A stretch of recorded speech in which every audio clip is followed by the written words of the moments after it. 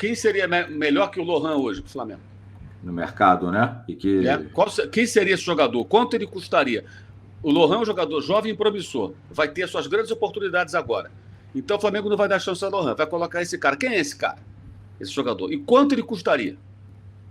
Assim, é muito fácil falar o nome. Gente, tem que ser realista. Não é assim também.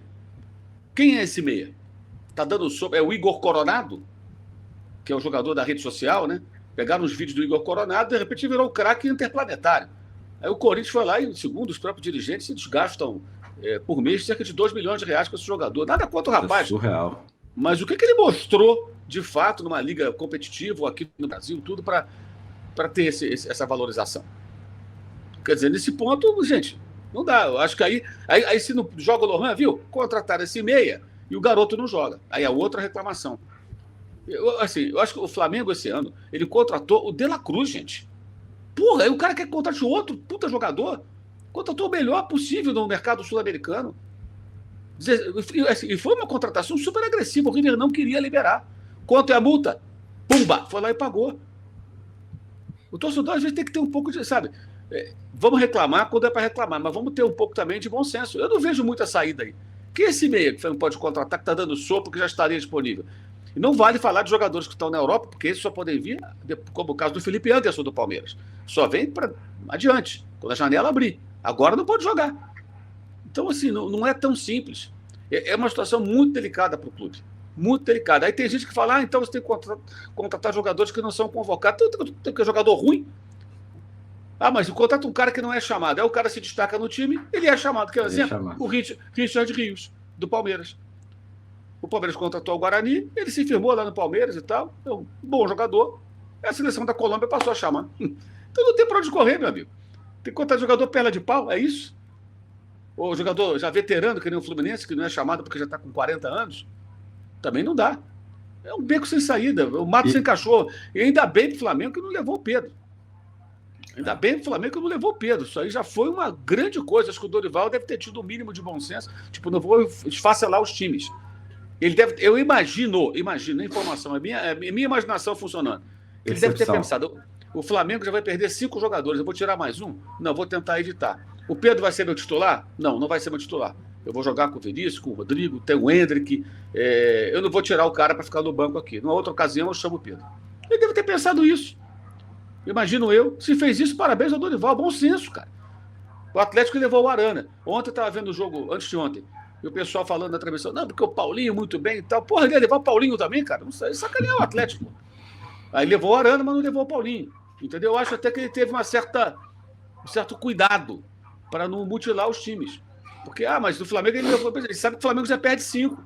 Ele sabe, todo mundo sabe. Se foi isso, parabéns ao Dorival. Terá sido o primeiro técnico com bom senso para não machucar tanto os times. Porque, outra coisa, o técnico da seleção, ele é a CBF. Ele não tem nada com isso. Tem sim. Ele trabalha na CBF, ele vive na CBF, ele faz parte da CBF. O Tite era, sim, responsável quando ele convocava jogadores e mutilava os times, como todos os outros. Você faz parte, amigo. Você está dentro da CBF. Não tem como você trabalhar na CBF, você não tem nada com isso. Você faz parte desse sistema. Agora, o técnico, se ele for um cara razoável, ele pode pensar, poxa, eu não vou convocar um jogador para ficar aqui no banco, não jogar nunca, né? E talvez alguém possa falar, vou convocar o goleiro do Atlético Paranaense. Pode ser. Poderia ter evitado também. Enfim, mas pelo menos em alguns casos, acho que ele foi razoável. Me parece, né? E tem mais uma questão também, né, Mauro, que você falou aí sobre trazer um outro Arrascaeta, gastar o dinheiro, que o torcedor, ele às vezes não analisa alguns casos, porque, por exemplo, existe sempre um orçamento para ser cumprido. Se o cara, e aí é um ponto que eu critico, vários clubes fazem isso, né? Às vezes se contrata muitos jogadores, gasta-se muito dinheiro só para uma posição. Aí, por exemplo, você traz um outro meia, vamos lá, vou falar um meia aí que sairia caro, que já teve um nome ligado muitas vezes ao Flamengo. Fala-se do Claudinho, traz o Claudinho, beleza. Pô, você tem o Arrascaeta e o Claudinho, ótimo, perfeito.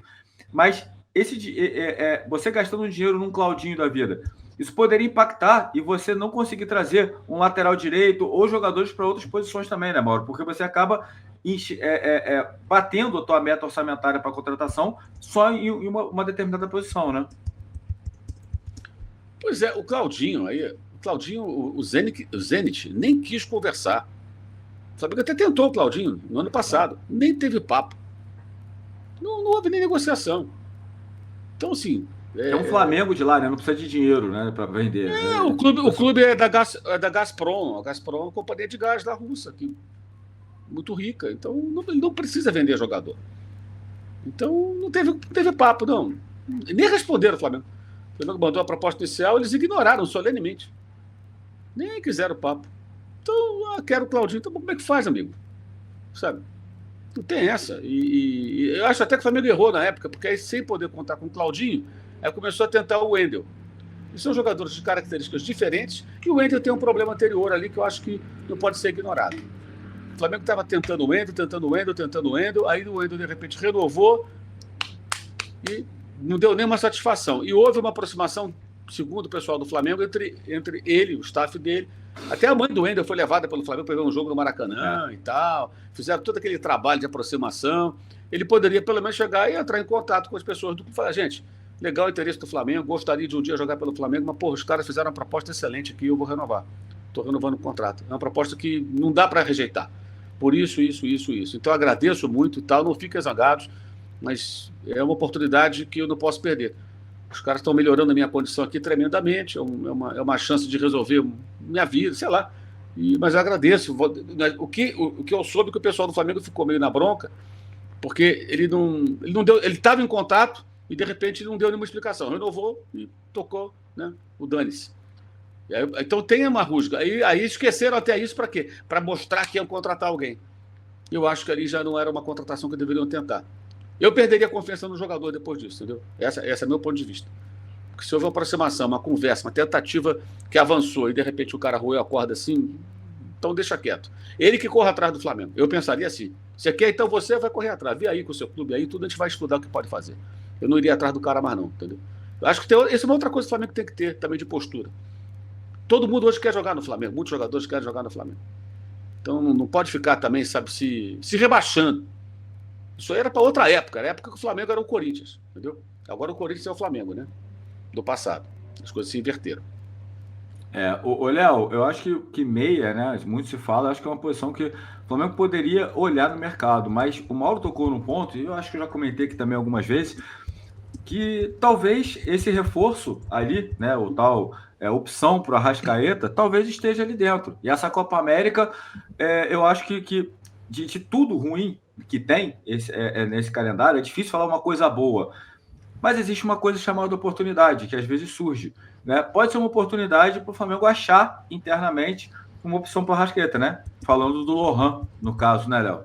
Eu acho que está bem claro, né, que ele é esse substituto. Agora, se ele será capaz, né, de ter aquela atuação que ele teve contra o Corinthians nos próximos confrontos, né, só... Vai ter oportunidade de sequência agora, né, Léo? Justamente, né, a minha expectativa e de todo o torcedor rubro-negro é que o Lohan realmente reedite aquela atuação diante do Corinthians nos próximos jogos. Hoje, né, diante do Grêmio.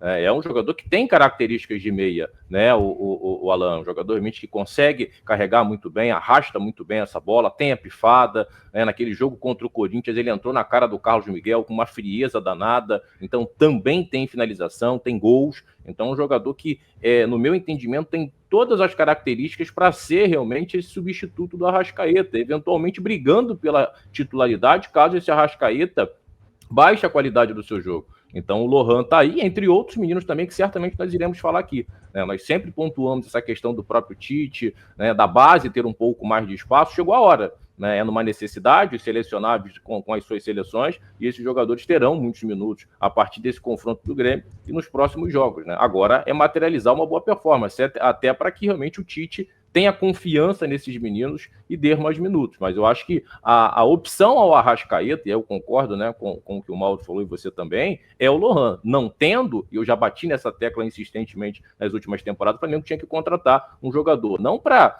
né, fazer uma sombra, mas para chegar de certa maneira e, né, ter uma competitividade, né, com o Arrascaeta pela posição ali de ser o pensador, de ser o articulador. Mas o Lohan, sem sombra de dúvida, né, é um jogador que tem totais condições, tem característica para ser, de fato, esse cara para brigar com o Arrascaeta e hoje ser o substituto ideal para ser esse homem da criação do Flamengo.